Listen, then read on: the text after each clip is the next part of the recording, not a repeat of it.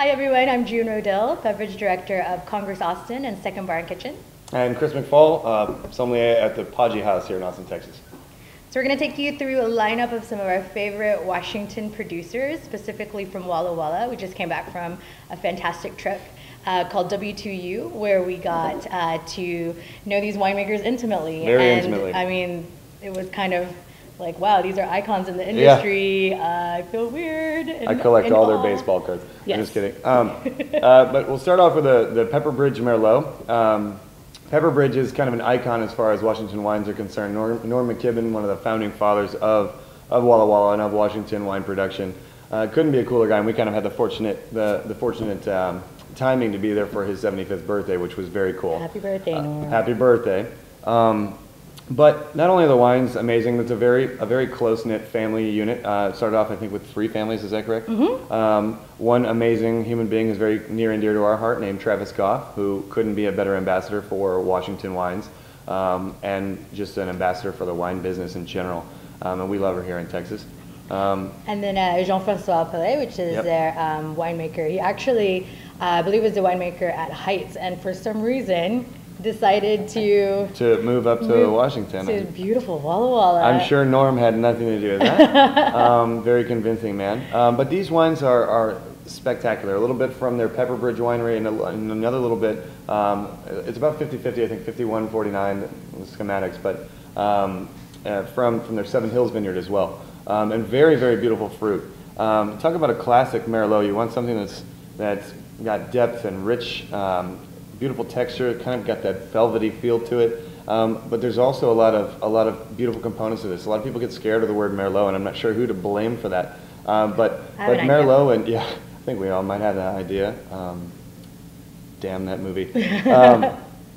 But people get scared of Merlot, and as a varietal, on its own it's beautiful. Blended together it's beautiful. But this has all the components that you would want for a great wine. Not only with food, you could do it on its own. But it's, why don't you go ahead and talk about the wine? Oh, sure. You're the taster. Oh, thanks. Well, first, I wanted to mention that Pepper Bridge really focuses on estate wines and Bordeaux varietals. So these are all property owned by the 3 families. And this wine in particular is the first Walla Walla wine I ever tasted. So it's very near and dear to my heart. And for this for me, it's got that plushness about it. It has those chocolatey tones and that rounded plum that I always look for in Merlot. But it's not a wimp, you know. I mean, there's some wimpy Merlots out there, and this is definitely got wonderful ageability to it, and it's got structure. Absolutely. Which it's not just about the fruit. It's also that kind of rounded structure, but something that can go on for days. Absolutely. One of the cool experiences was that maybe it was because it was Norm's birthday, but he pulled out verticals of both the Merlot and Cabernet. And it was really interesting to taste those wines back to 2000 vintage, 98 vintage. Both Cabernet and Merlot were unbelievable. And the way that they aged was very much so like Bordeaux. And it's kind of interesting when you think about where Walla Walla lies. It's about in the 46th parallel. So it's more on par with Burgundy and some of the great vineyard sites of the world than other domestic vineyards, which is pretty amazing. But it's a beautiful site, and to see these wines age is kind of the aha moment for what Washington's all about. That these wines are elegant, that they can age for a long time, and I think more people should definitely put these wines in front of them. Exactly.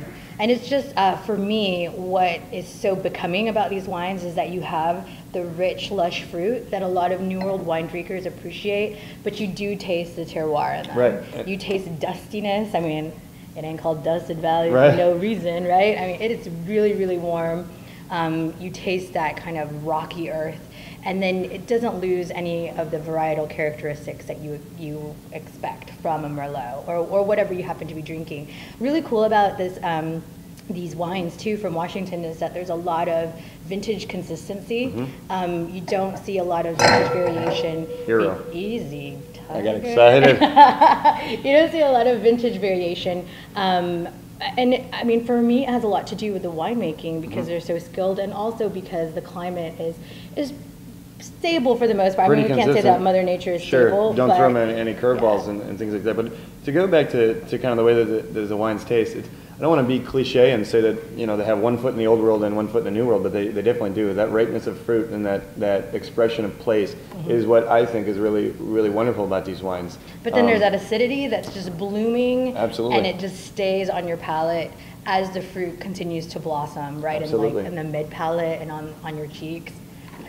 I love it. It's good. I love you, Norma Kevin, Travis Goff, and Jean-Francois Pellet. Well done. And they also do wines called Amavi, which are extraordinary as well, coming to a theater near you by the glass at Paggi House. Awesome. Should be delicious. And here they have the chance to express a bit more as far as playing around with varietals. I know that they do a fantastic Syrah. And these are definitely elegant, a bit higher end, whereas Amavi provides something at a smaller or a lesser price point, a little bit more approachable. Mid-range, yep, more approachable if you haven't started with Washington wines before.